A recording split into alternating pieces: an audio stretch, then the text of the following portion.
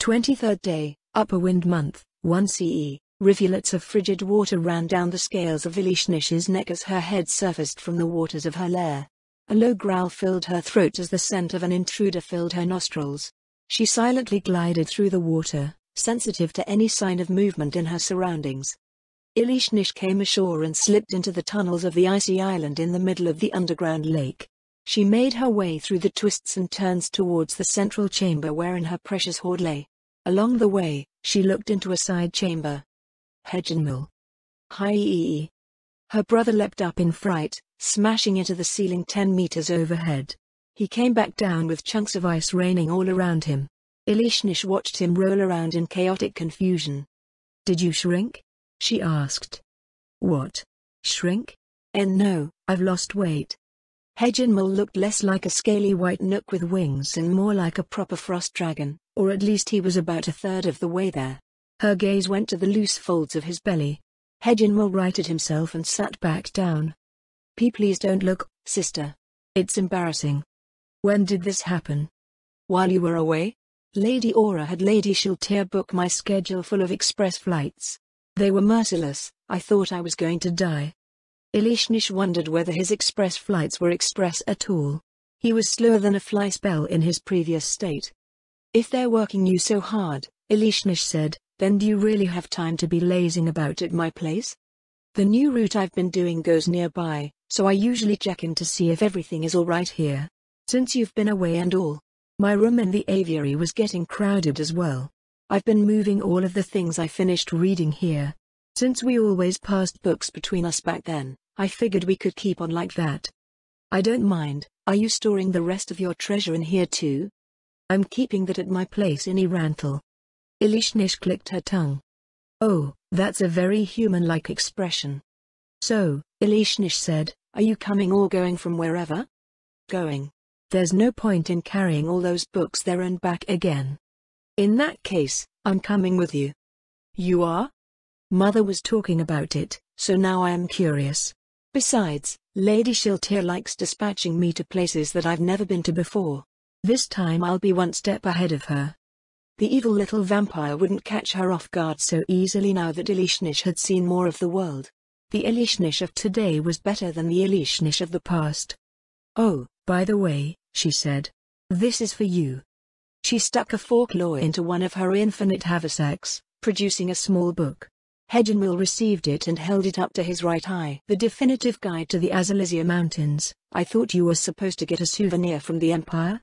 "It is from the Empire," Ilishnish said. "Some famous imperial scholar published that. I'll let you be the judge as to how scholarly their work is." Mage hand. The book rose from his claw and opened in midair.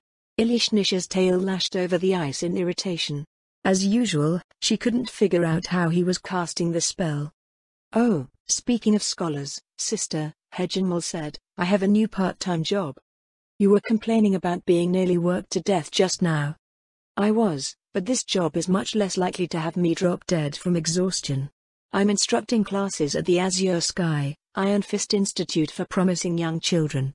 Their offer to teach the city folk is finally starting to gain in popularity and now they're short-staffed." Ilishnish's tail stopped. Her brow ridges drew down as she silently stared at her brother. What? "Are you sure you should be doing that?" Ilishnish asked. "Well, I have had my face stuck in books for over a century," Hegenmil answered. "As long as you're certain. I don't want you to become all twisted, dear brother." I won't. I feel that the scholar's path is suited to me." "I certainly hope so." Her brother was becoming more and more of a deviant every time she saw him. She hoped his path wouldn't lead him somewhere strange. Ilishnish continued through the tunnels and entered the central chamber of her lair. Nothing appeared to be out of place. A sense of contentment filled her as she felt every coin and treasure vibrate slightly at her purposely unconcealed approach. The story of how each individual item entered into her possession was recalled with crystal clarity. She picked up a dwarven coin, one she had received from selling the corpse of a frost giant a year previous. The treasures that pleased her the most were the ones obtained through some act that suited her nature. Hunting prey. Asserting dominance over her rivals. Trophies that affirmed her existence as an apex predator. Elishnish emptied the coins she had earned in the Empire onto the pile. Riches earned as an adventurer counted, too. Nearly all of the commissions that she completed were successful hunts. Everything else, her salary from working for Zushiru and other minor gains, was converted into platinum coins and diamonds. After putting her miscellaneous other things away, she left her lair. Hejinmul was waiting for her outside. They took wing and angled west by southwest. 70? No, 80 kilometers per hour now. It was a vast improvement from when Hejinmul could barely keep himself aloft. She eyed the loose folds of hide hanging from his body. Isn't that annoying to fly with? She asked. Very, Hejinmul sighed. I can only hope that it will fix itself, you know. An odd fellow in a white outfit came by and offered skin removal surgery the other day. That doesn't sound terrifying at all. I know, right? It sounded like one of those barbaric practices those old texts in Fioburkana attributed to the boastful sage. Anyway, he kept talking about how it would increase happiness, but even that was disturbing. I couldn't imagine being skinless, never mind being happy and skinless. Elishnish's scales rippled down the length of her body as she shuddered. The Sorceress Kingdom had all sorts of odd people. So where is this new destination, exactly? About 300 kilometers from Iranthal, in this direction. We've been flying back and forth constantly, the whole transportation network is involved. They're even using Gate to teleport those new cargo containers over. Why are they moving so much? Think back to what happened back when demi-humans started moving into Iranthal. What about it? Their lives underwent a colossal change, right? They couldn't raid one another anymore, couldn't take slaves, couldn't expand their territories. That's happening in the Abelian Hills on a much larger scale. It was certainly a major problem. All living things had hunting or foraging ranges, and other living things were part of what they hunted. The Sorceress Kingdom had several crown laws that severely disrupted the normal lives of most. So they're having a government-mandated famine? Elishnish watched the rocky crags pass below them. And you've been transporting food this entire time? Essentially. Elishnish scoffed. That's like melting a lake and freezing it over again for no reason. How do these demi-humans pay for everything? I don't think they do. The vampire brides gossip about what's going on all the time. There's no infrastructure out there to speak of. That's why we're relying on air transport and Gate. It's essentially a huge collection of disparate tribes. The only economy they had was raiding and slavery. Now, they can't even do that. There are a few things that counterbalance it, though. Such as. There was a major conflict in the region, Hejinmul told her. Some powerful demon took over and did all sorts of demonic things to the tribes. After that, he put together an army and attacked the human kingdom nearby.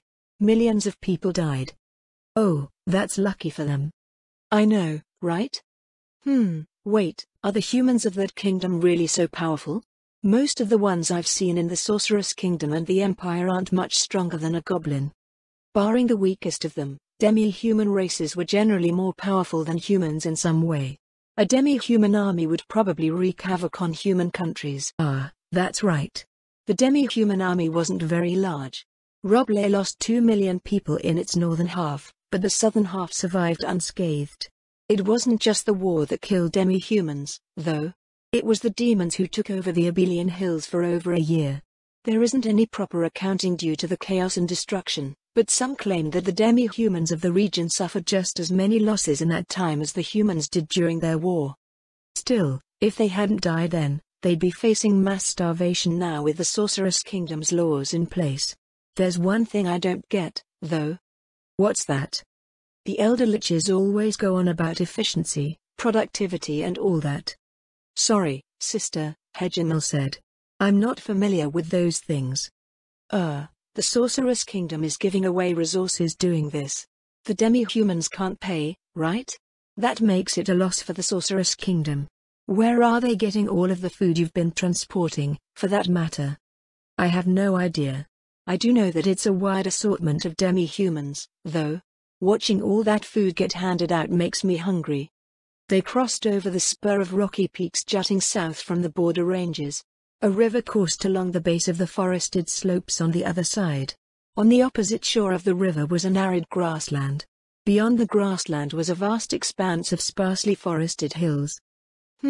There aren't any copper dragons around here, are there? It is the right environment, but no one sensed any copper dragon domains over the last month or so. You'd expect at least a few in a place this expansive, but it was a curious anomaly. Being apex predators with few competitors, there should have been hundreds of dragons in the region. In the north, one could sense the domains of the Platinum Dragon Lord, plus there were the former domains of the Frost Dragon Lord and the Viridian Dragon Lord. Those domains were pretty much contiguous along the northern coast, leading to the dragon domains further east in Carnassus. The waters in the north had sea dragons. South of the Azalizia Mountains, however, there was nothing. Lady Shiltir mentioned a great calamity that had set the world aflame half a millennium ago. Maybe that had something to do with it, but it shouldn't have taken the dragon population that long to return to normal.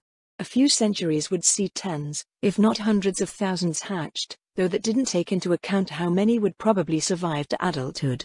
What competition survived the same event would determine how hard it would be to re-establish the population. 3 hours passed and they arrived at their destination without incident, alighting in a large meadow that had been long trampled into a dusty field. Several of the smaller containers she had seen around the Sorceress Kingdom were lined up in neat rows with Death Knights standing nearby. A trio of vampire brides came out from under a pavilion to meet Elishnish and Hegenmel as they landed. 2 of them went to retrieve Hegenmel's delivery. The third looked up at Elishnish curiously. "I don't believe you were scheduled to fly here, Dame Verilyn. I wasn't even aware you had returned from the Empire." "I just got back yesterday," Elishnish replied. "They were talking about this place, so I came over to look around." "You didn't report to headquarters?" the vampire bride asked. "No." "Get that done right now," the vampire bride told her. "In person. Our mistress has been expecting you." But I just got here." "If you had reported in, you wouldn't have wasted your time." "Uck." With a groan, Elishnish took wing and headed back towards the Sorceress Kingdom. It took her less than half the time that Hegenmel had taken to fly out to get back to Irantal. She assumed her snow elf appearance as she landed on the roof of the Ministry of Transportation, dropping down to go in through the front entrance and putting on a smile for the receptionist. "I'm back." "Welcome back, Dame Verilyn," the vampire bride smiled back. Elishnish walked past her and up the stairs. So far, so good. She entered the main office on the top floor. The map on the central table had been expanded to portray the land southwest of the Sorceress Kingdom. Another extension had been made east and southeast of the Katsa Plains. Elishnish went over to stand near a vampire bride adjusting markers with a plotting rod. "What are those places?" Elishnish pointed to the new areas in the east. "This is the wilderness area that the Baharuth Empire is attempting to expand into." The vampire bride tapped the plotting rod on the part next to the imperial border. "South of that is the territory of the Wyvern Rider tribes. This country along the inland sea is the Draconic Kingdom. We deliver things there now. There is an office being built in the capital of the Draconic Kingdom. The other cities will have offices eventually. For the time being, the majority of deliveries are made by ship." Her vampire bride agent rose from her desk, making her way over to address Elishnish. "Dame Verilyn," she said, "are you ready to deliver your report?" "My report?" "You were out on an information-gathering assignment. You need to report that information, yes? But, I thought I just needed to know. How do you plan on recording this information?" The vampire bride produced a pen from somewhere. Elishnish frowned at the implication. "That will take years," she said, "decades, even. You clearly don't understand just how much I've experienced." "We just need information relevant to our operations," the vampire bride told her. "The state of their infrastructure, commercial traffic, local economies and such." "It would still take a long time," Elishnish replied. "I remember every pebble and pothole along every street and highway, you know. The goal, for now, is to assess the viability of expanding our transportation network to the Empire. We don't need such fine detail for that." Elishnish was brought over to her agent's desk, where she started asking various questions about each locale she had visited. "Oh, by the way," Elishnish said. "Did the Empire start delivering my treasure yet?" The vampire bride reached into a drawer, pulling out several sheets of paper. "These are the deliveries made so far," she said. "You can pick them up in Wagner County's capital." Each sheet of paper was a manifest. Ilishnish carefully read through them, answering the vampire bride's questions at the same time. In addition to the spoils from the demi-human tribes, the Empire had located 8 lairs around the blister. Each contained a portion of the Viridian Dragon Lord's hoard, though some had more valuables than others. The Imperial Army was still cataloguing their findings, periodically sending convoys of treasure according to Ilishnish's specifications. Broadly speaking, the Empire wanted to retain unprocessed materials such as ore and uncut gemstones. Presumably, they would turn them into equipment and magic items. This was fine with Ilishnish, as she was more interested in refined metals and any bits and pieces of history that she could get her hands on. 18 hours passed as the vampire bride bombarded her with endless questions. Rather than the undead attendant being Ilishnish's agent, she had become her interrogator. Eventually, however, reprieve came in the form of Lady Shultier. "Oh, you're back. I have another task for you." "Does it have to do with going to some new place with demi-humans, my lady?" Lady Shultier blinked in surprise. She looked over at the vampire bride across the desk, who shook her head in response. "Why yes," she said. "How did you know?" "I knew it." With a little bit of effort, she had preempted some of the confusion, stress and anxiety that would come with exploring an unknown region of the world.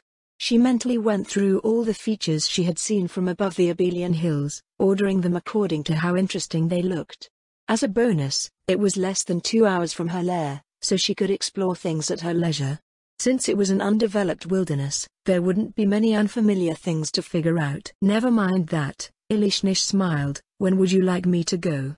"You're strangely enthusiastic about this." Lady Shiltier peered at her suspiciously. "Was the Empire so enjoyable? Well, whatever. I suggest that you settle on a beastman form before heading over." "Beastman?" Ilishnish furrowed her brow in confusion. "Why would I need any mortal appearance? If it comes down to that, what I'm using right now should work, yes?" "Oh, no," Lady Shiltier tittered lightly. "Though it might be amusing to witness, wandering around the Beastman country as a snow elf would make your task exceptionally difficult." Ilishnish gave the vampire a long look. "Just to be certain, my lady," she said. "This Beastman country is a location in the Abelian Hills?" "No," Lady Shiltier tilted her head curiously. "It's a place east of the Draconic Kingdom. I don't think I'm mistaken." "That's correct, Lady Shiltier," the vampire bride agent said. "Right. Anyway, Demiurge said that I should send you to take a look before something happens to it." "But..."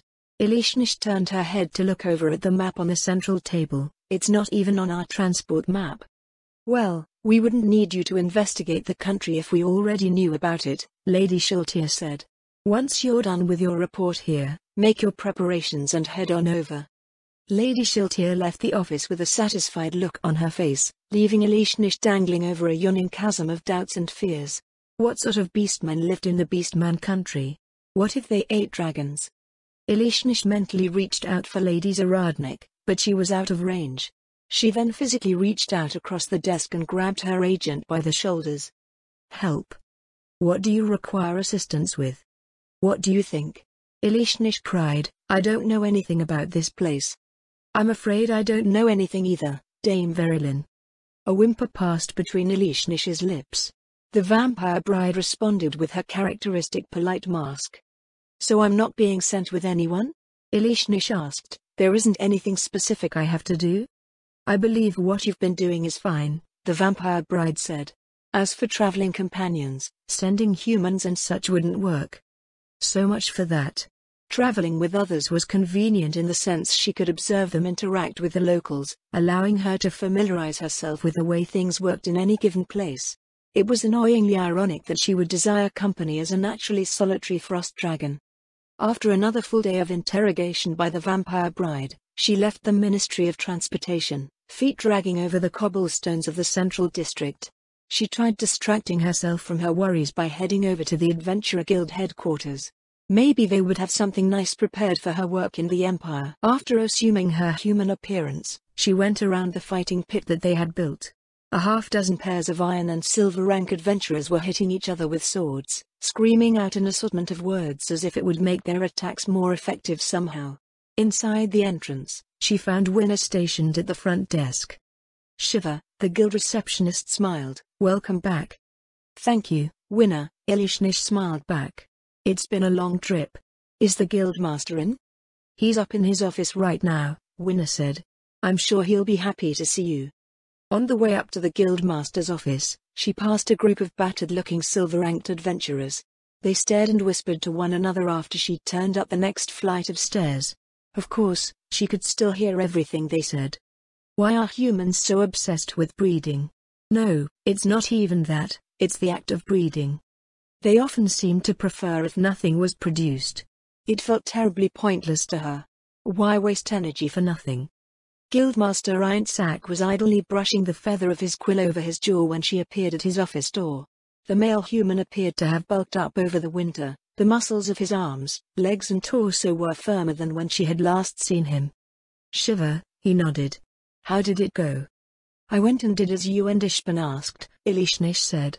As for the effect, I'm not sure. The guildmaster put down his quill, rising from his seat and gesturing to the wooden chair in front of his desk. Please, have a seat. I'd like to hear how things are going with the Empire's Adventurer Guild branches. Which things? How busy they are, Guildmaster Ironsack said. What sort of work they have. That sort of thing. If the guild office in Ingelfort is any indication, Ilishnish said, the Adventurer Guild in the Empire will cease to exist soon. The Imperial Army has started deploying Death Series servitors for border security. So the same thing that happened here, huh? The Guildmaster stroked his chin.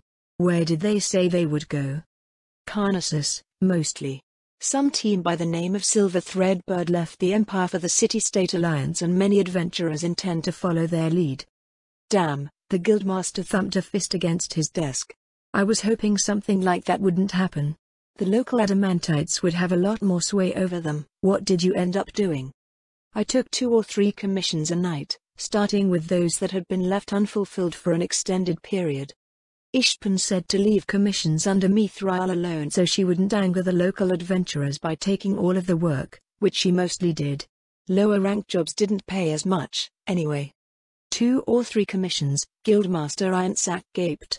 That's even faster than darkness. Well, it's easy to go from commission to commission if one can fly as fast as I can. I guess that's true. You'd have also run out of commissions if you were working out of one city like Darkness did. What was the response like? They were suitably impressed. Many of the local adventurers asked questions and I tried my best to promote our guild here. Did anyone show up? The guildmaster shook his head. Not yet. It's too soon, anyway. You've only been away for a few months and it'll take time for the reality of those undead security forces to sink in. You got their attention and spread the word about our recruiting. All we can do is wait and see what comes of it. Guildmaster Ironsack rose from his desk, turning around to unlock a metal cabinet. He withdrew a sack of coins and placed it on the desk between them. Your pay for the last 3 months, he said. I believe you wanted everything in platinum. Yes, that's right. Thank you very much, Guildmaster Ironsack. Paid to go out and get paid. It wasn't a bad arrangement. Oh, by the way, Ilishnish said. Do you know if the Beastman country has adventurer guilds? Which Beastman country? The one next to the Draconic Kingdom. On the other side of the Katsa Plains. You never hear anything about that place save for the fact that they're constantly eating the neighbors, the Guildmaster said. But since nations with demi-humans like Argland and Carnassus have adventurer guilds, I wouldn't be surprised if the country you're talking about has them too. I see. Are you heading in that direction now? I'm being sent there, yes. I'm afraid I know nothing at all about it. Well, you could try asking around the Draconic Kingdom's Adventurer Guild branches about it. Rumor has it that the Sorceress Kingdom is helping out there in some way, so that should help with information gathering. Maybe I'll go and do that. Thank you, Guildmaster Ironsack. Lady Zaradnik had come close enough to communicate verbally through their bond while Ilishnish and her new minions were traveling up the Katsa River.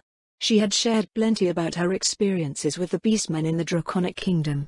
They didn't seem like very reasonable fellows, but at least they functioned in understandable ways. Ilishnish went up onto Irantal's inner wall before returning to her Frost Dragon self. She examined the clear midday sky before flying east to Wagner County's new capital. Thoughts of the treasures that awaited her swept away the anxiety over the new assignment. 20 minutes later, She landed outside the town and assumed her snow elf appearance before heading straight to the office where Zushiru had rented storage space. An elderly man looked up from his desk at her entrance. His gaze flickered over her body as she stepped up to the office counter. "Excuse me," she smiled and placed the cargo receipts on the wooden surface in front of her. "Is this where I can take care of these?" The man took the documents in hand, holding them up mere centimeters in front of his face. "You here to transport all this away?" "Yes, that's right." "In that case, we'll settle your fees now." Elishnish blinked. "F fees?" "Storage fees. Security fees. The usual stuff." She didn't want to pay any fees. She didn't ask for them in the first place. It was the Empire that put everything here. Why weren't they paying her fees? The clerk frowned at her reaction. "How much is it?" Elishnish asked. In response, the man gestured to a sign behind her on the wall. A wall of words and numbers in an unfamiliar configuration threatened to crush her already fragile psyche. Elishnish turned back and snatched the documents from the counter. "I'll be right back." 25th day, Upper Wind Month, 1 CE. In the darkness of the night, Nemel lay alone, staring at the ceiling of her manor. It was a small manor, a tent, really, and the ceiling was made of sturdy canvas. Her face was frozen and she didn't want to leave her bedroll. Not only was it terribly cold, but worries plagued her restless rest. Many of those worries she was sure were needless, but they bothered her nonetheless. Some, however, were very much real and would affect the future of her territory. Something struck the roof of her tent with a loud tack. She ducked under her covers. After a moment, she heard the flutter of wings over her hammering heart. The cries of several ravens sounded. They were so loud that they may as well have been inside the tent with her. Nemel squeezed her eyes shut, trying to ignore the cacophony above. Her eyes opened again when a new worry arose. What if they attack the supplies? They couldn't afford that. She threw back her blankets, whimpering over how cold it was as she unfastened the entrance of her tent. Outside, she found a dozen of her men already awake, sitting around the campfire eating breakfast. The ravens were nowhere to be seen. Her men turned their heads to greet her. "Mornin', mistress."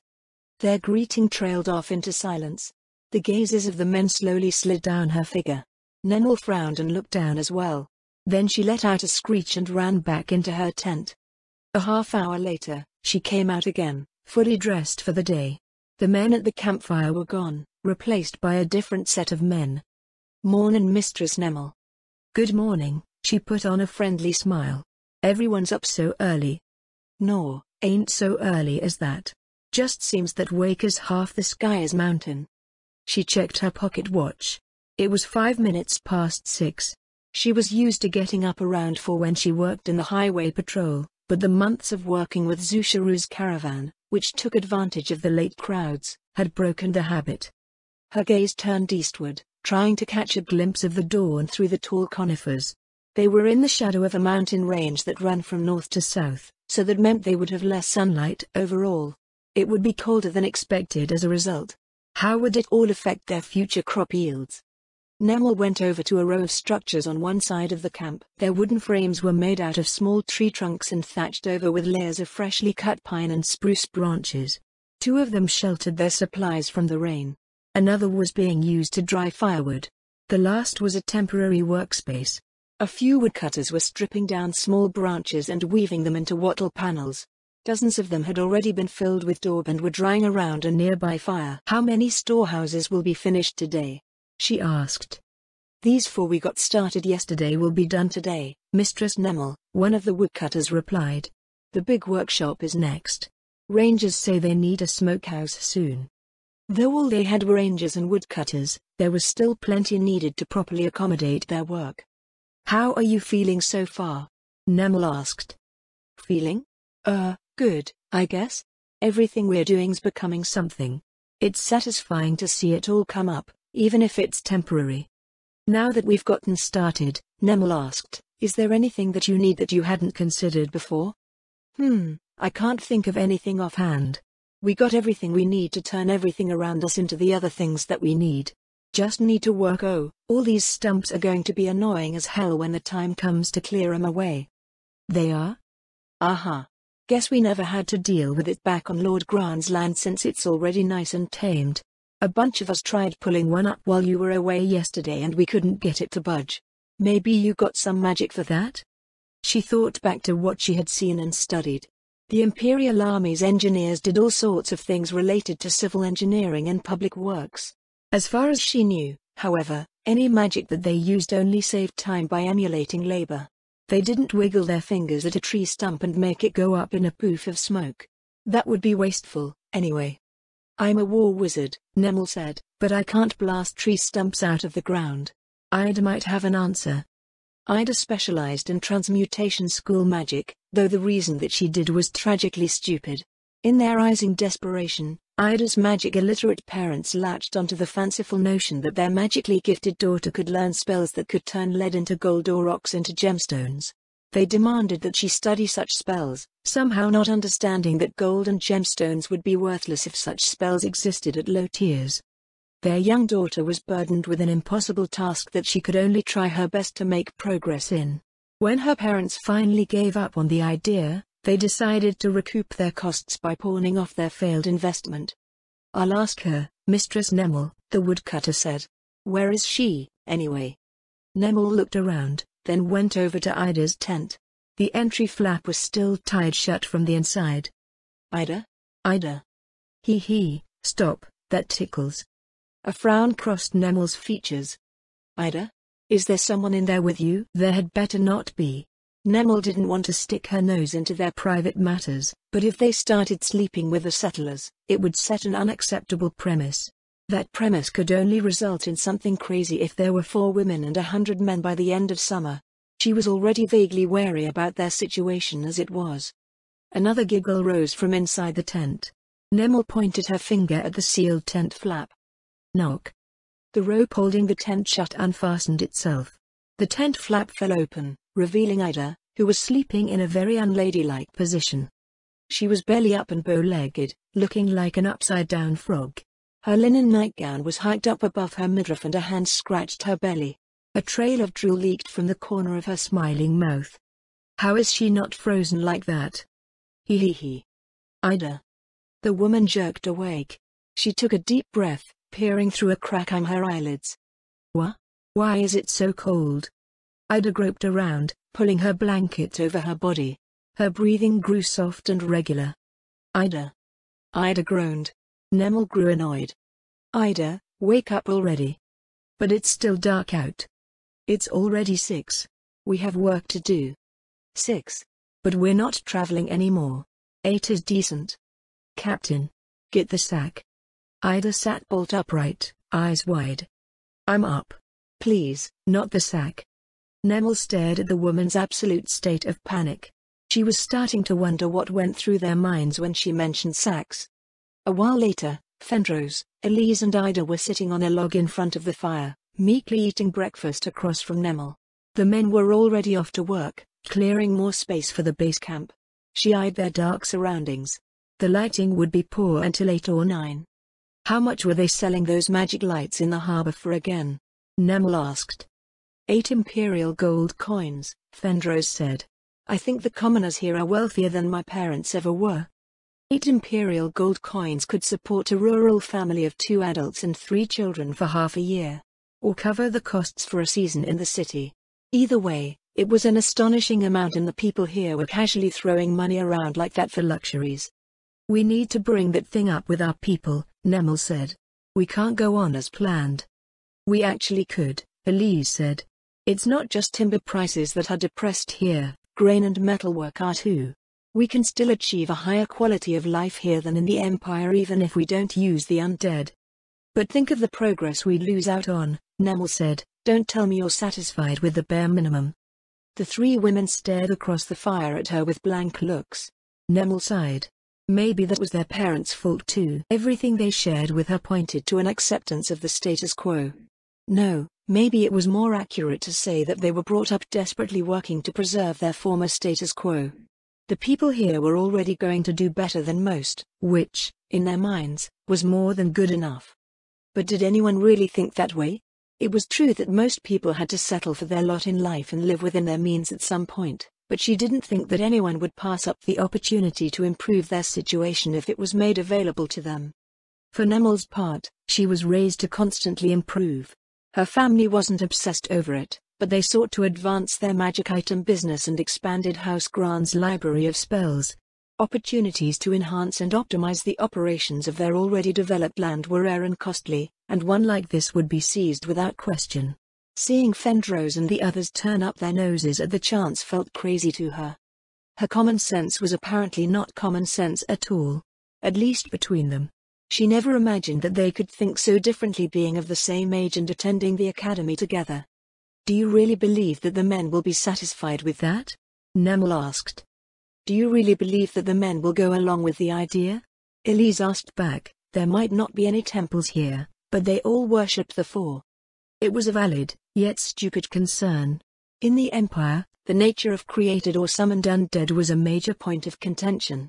The Imperial Ministry of Magic and, by extension, the Imperial Magic Academy, asserted that they were no different than any other summon. The temples claimed that the undead were the undead, no matter their origin, and that they would bring with them all the ills attributed to their unholy and unnatural existence. Attendance at the Imperial Magic Academy was mandatory for noble science, but only the most talented of commoners could win a scholarship or draw the eye of a wealthy benefactor to pay for tuition. Beyond that, almost everyone finished their apprenticeships before academy age. By the time a commoner was 14, they had already finished their apprenticeships and would be engaged in their professional careers. Everyone, however, went to the temples throughout their lives. Nearly the entire literate population attended temple schools. Thus, those that shared the Ministry of Magic's stance were a tiny minority. Nemel could just order them to work with the undead, but she didn't want to do that. She needed to figure out alternative methods to get them to accept undead labor. Maybe time and exposure would take care of their reservations. "I guess we'll see what happens," Nemel said. "Let's sort out our work for now." The previous evening, they had divided the woodcutters into teams of 5. Their rangers worked in pairs. The first task, the creation of their base camp, would keep them busy for weeks. There was a whole pile of processes to observe in the manual Nonna had provided them. Their rangers had to do survey work, not just for the terrain, but for everything in the area. Plants, animals and minerals had to be identified and catalogued. Fendrose and Elise, who specialized in divination school magic, could help with identification. Ida would help with construction, moving soil around with magic. She could also use shape wood to straighten branches and minimize waste in processing timber. While they waited for their mana to regenerate, the 3 would study the materials that Nemel left with them and help with accounting. Nemel, to her great chagrin, was probably the most useless out of them. She was a war wizard who worked with the Imperial Air Service, meaning that any non-combat related magic that she had learned revolved around her duties with the Highway Patrol.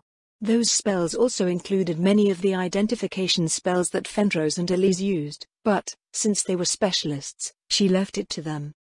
As a result, she was the one flying samples of unidentified stuff from the territory to the harbor. She also delivered reports to Baroness Saradnik's manor. The rest of her time was spent checking on the progress of the camp, updating their records and making sure everything was roughly on track. The day went by and she read through the Sorceress Kingdom's materials, discovering that she had to rework almost everything to be in line with the administration's policies and expectations. With how different everything was, she decided to allocate some time to observe how the people in other parts of the territory worked. About 3 hours past noon, a pair of rangers returned from the most recent leg of their survey, which went 10 kilometers up the tributary flowing past their base camp. "Mistress Nemel, we found some demi-humans upriver." Everyone looked up at the ranger delivering the report. "What kind of demi-humans?" Nemel asked. "Goblins. We started seeing them about 5 kilometers out, partway into the trees on the opposite shore. On the way back, we noticed more of them." "What were they doing?" Dunno. Maybe a ranger from the border might be able to tell, but we didn't have no demis in the old barony." All gazes in the camp turned to her. She placed the binder in her lap on the log she was seated on. "Is there any way for them to cross?" "Not easily," the ranger replied. "Well, I don't know how well goblins can swim, but things are warming up bit by bit here and the melt's flooding the river. They'd have to go the long way around to get to us." "Are we going to be raided?" Elise asked worriedly. I don't have any war magic, Fenrose said. We could set up patrols, the ranger offered. Our kit's for hunting, but an arrow'll go into a goblin just as easily as it'll go into a deer.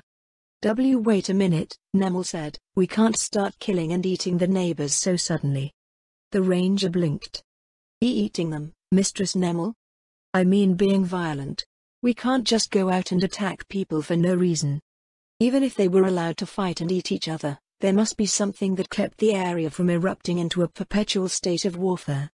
Continue your surveys of the territory, Nemel said. I'll figure out what to do about the goblins. Will do, Mistress Nemel. She rose from her log, brushing the debris off of her skirts. During their journey around the Empire, Dame Verilyn always spoke about human nature and how it tended to place humans at odds with their neighbors. In the Sorceress Kingdom, they had already seen goblins in the border town and Erantal, so there was a chance that these ones wouldn't try to eat her. What are you going to do? Fenrose asked. I should see what they're like for myself, Nemel answered. If they can't cross the river, I'll just watch them from the river. Nemel went and put on her equipment before leaving the camp. She cast a fly spell, rising through the trees and over the river. Lowering her flight goggles, she scanned the gaps in the undergrowth for signs of demi-human activity. If I was a goblin, where would I be? In hindsight, the education from the Imperial Army concerning goblins was tactical in nature. Her coursework and training went over their strengths and weaknesses, how they fought and how to identify the different individuals that might appear in a raid. She knew nothing about how they lived, their perspectives or anything about their tribal societies aside from the fact that they had tribal societies. She activated her invisibility cloak when she spotted movement in the trees. So close. They're only 2 kilometers from the base camp. The swollen river was 200 meters across, so there was at least that. Nemel descended to canopy level, carefully drifting closer to the goblin camp. Being invisible was not a guarantee that one would not be detected. Goblins did not have any senses that humans did not have, but there was a chance that they could still smell or hear her. A powerful ranger would have no problems detecting an invisible individual nearby. 4 goblins slept around a small campfire. A mystic sat under a lean-to made out of woven branches similar to the wattle panels her woodcutters were fashioning. 3 more were laboring, though she couldn't tell what exactly it was that they were doing. She moved closer, hovering in the branches above trying to identify what sort of equipment they had. All of them had crude stone spears close at hand. A row of unstrung bows was being kept dry near the fire. Aside from the mystic, who had some sort of ceremonial accessories on, all the goblins had in terms of armor were tanned hides. Wait, tanned hides? If they knew how to tan animal hides, then they also knew the rudimentary alchemical processes involved. They had basic construction skills, as well as woodworking and weapon crafting. The pieces of meat roasting over the campfire meant that they could cook, and the mystic was working with herbs. Goblins were generally seen as a primitive race. What they were doing was primitive, but most people's idea of primitive meant having absolutely nothing beyond sticks and stones.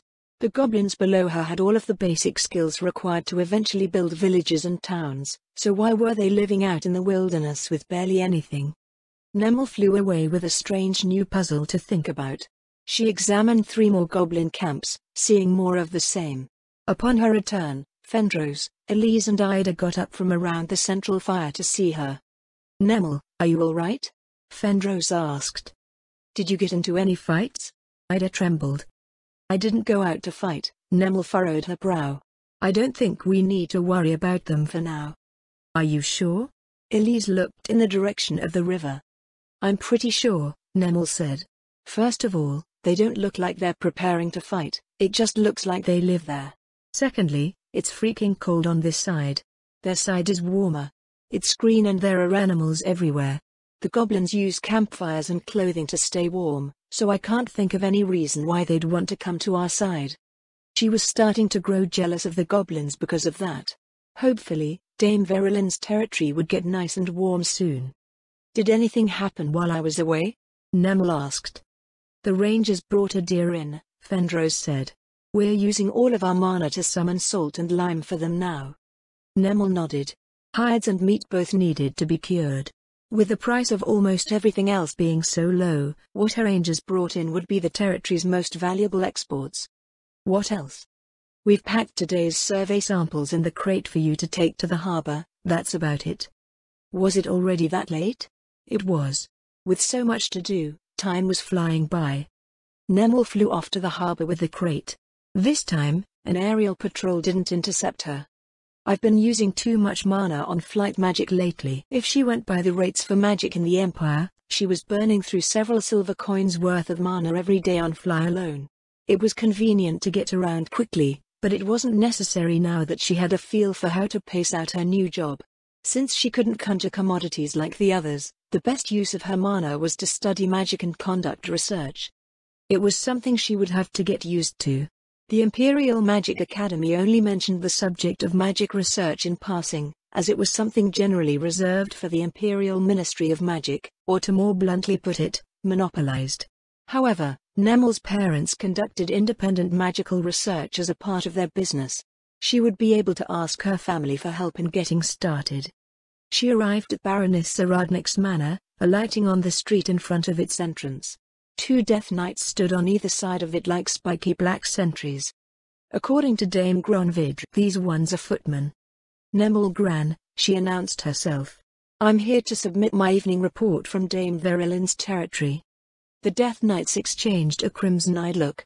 One of them came up to her, leaning forward with its arms extended. Nemel placed her crate in its arms. The other Death Knight held open the door as she followed the first Death Knight through. Wow, they really are footmen. Nemel fixed the thought firmly in her mind. Before coming to the Sorceress Kingdom, the undead were more of a concept than anything else. A threat. Unnatural abominations that harbored an unreasoning, unrelenting hatred for the living. That was what the undead were to the citizens of the Empire. No, that was how they were seen by nearly the entire world. In the Sorceress Kingdom, all of the undead laborers that she had seen so far were created by the Sorcerer King. Furthermore, they occupied familiar roles in society. That made them much easier to digest, especially when they acted the part. The Death Knights in front of Lady Zaradnik's place were footmen. Nonna was a bureaucrat. The undead in the army base were soldiers. Vampire brides served as officials for the various branches of the Department of Transportation. The elder liches that intercepted her yesterday were patrolling aerial mages, just like her. Well, maybe not just like her, but the idea was the same. The Death Knight placed her crate on a table along the east wall of Nonna's office. Nemel offered her manifest and report to the elder lich, then waited quietly as the undead administrator flipped through the pages. After several minutes, Nonna rose from her seat. Thank you for your hard work, she said. Nonna went over to remove the items from the crate. Nemel watched as they were neatly organized on the table. Is there something else? The elder lich asked. Yes, 2 things. The elder lich turned from her work to regard Nemel silently. First, Nemel said, I didn't notice any merchant guild branches here. We'd like to hire an agent, but there's nothing written about that in the provided manuals. Nonna produced a clipboard from somewhere. The sound of her pen scrawling over paper filled the room. Did they write that loudly on purpose? Your request has been noted, the elder lich said. Secondly, is it possible to build a stop for wagons across the river from our base camp? Like the lots we see for wagons around the Sorcerer's Kingdom.